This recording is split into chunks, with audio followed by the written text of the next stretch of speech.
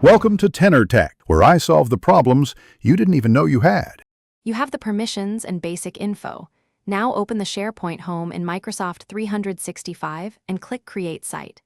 Choose Communication versus Team Site depending on audience.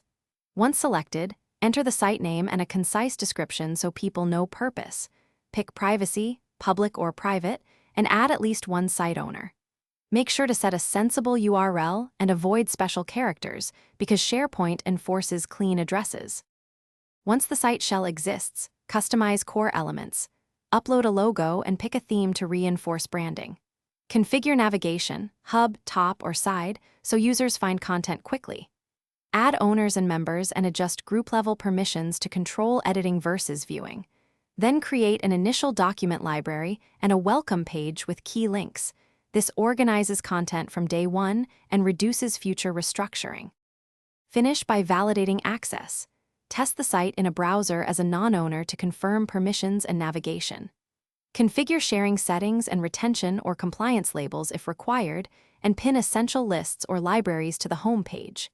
If you encounter access errors, clear cache, verify Azure AD group membership, and check site permissions. Often group sync or missing owner assignment causes the problem. Then inform users of where to get help. Thanks for watching. Subscribe to keep your life in tune.